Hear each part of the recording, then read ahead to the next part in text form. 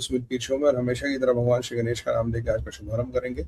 जो विषय हमारे पास है कि ट्रंप ने धमकी दी है कि Trump is going to hit very hard Iran tonight.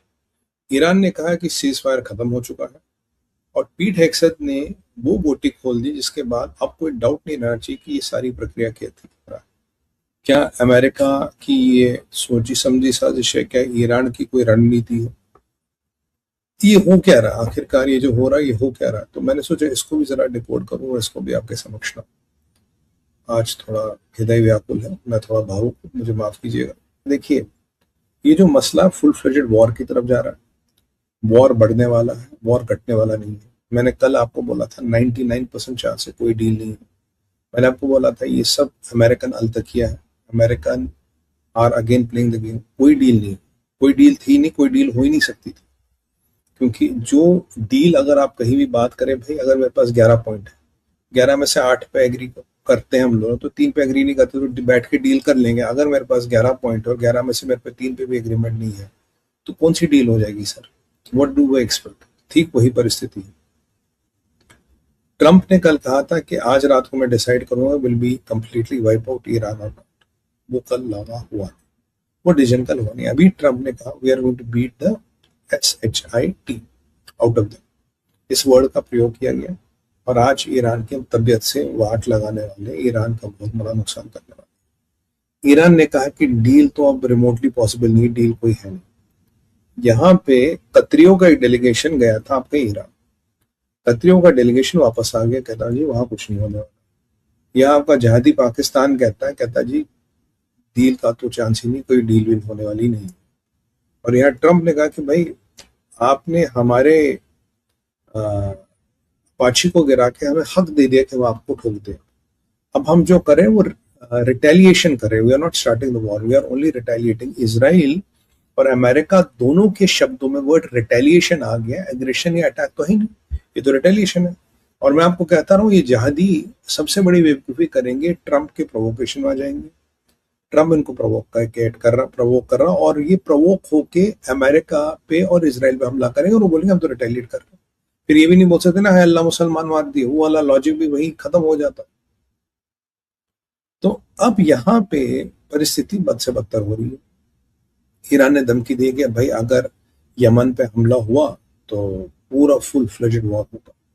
कल के हमले के जवाब में जहां आपके 20 मिलिट्री ठिकाने, 7 पोर्ट्स और 5 आपके 5 आपके आइलैंड्स पर अटैक किया गया। ईरान ने कुछ मिसाइलें चलाई, कुछ कुवैत चलाई, कुछ बहरीन चलाई।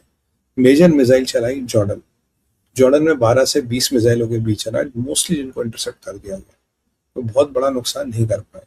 पर अगेन इसराइल पे और अमेरिका पे कोई निशाना नहीं लगा, अमेरिका के जो जहाज थे उन पे कोई निशाना नहीं लगा। तो जो मैं कल जहादी को कह रहा, मैं कहा 2-2 हज़ार किलोमीटर दूर मिसाइल चला रहे हो, अमेरिका के इतने जहाज तुम्हारे दरवाजे पर खड़े यार, उनको टारगेट करो ना। इतना दूर मिसाइल चलाने की जरूरत क्या है? और उन अमेरिका के जहाजों में तो अमेरिकन ही बैठे होंगे। जो तुम कमर्शियल और मर्चेंट वेसल्स को टारगेट करो, जहां किसी भी देश का कोई भी व्यक्ति हो सकता है, अमेरिका के मिलिट्री जहाज पे तो अमेरिकन ही होगा ना। टारगेट करना तो उसको करो।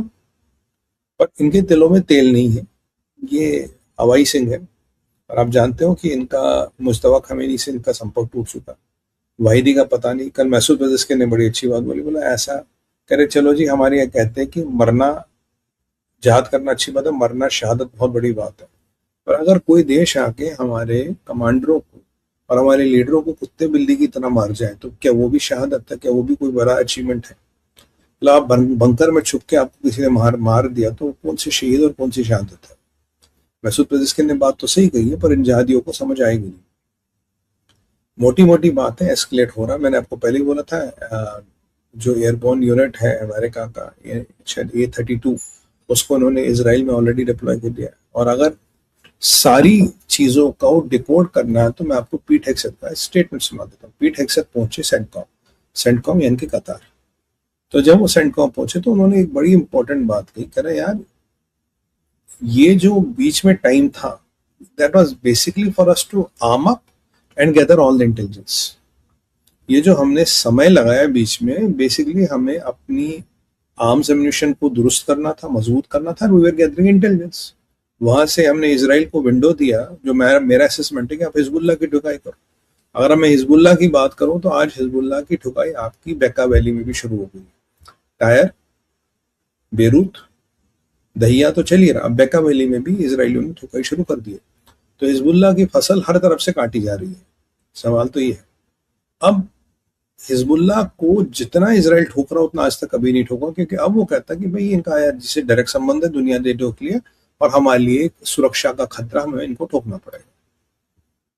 यहाँ पीट हेगसेथ के स्टेटमेंट के बाद कोई डाउट नहीं रह जाता कि क्या हुआ क्या नहीं हुआ, क्या कहानी है क्या नहीं है। मैं आपको शुरू से कहता हूँ कोई डील वील नहीं है। पाकिस्तानियों ने वक्त आने पे पूंछ दिखा दी, हाथ खड़े कर लिए, जहादी भाई पैसे इतने मिलेंगे ड्रामा करने के, पैसे खत्म, अपना लाइन पे आ गए, कोई डील वील नहीं है साहब, तो डील है ही नहीं। तो जो उस दिन कार्डबोर्ड में चिट्ठी मिल रही थी वो सब नाटक, सब ड्रामा, सब ये मैंने कहा ना घटिया नौटंकी के थर्ड रेट कलाकार है ये वो है।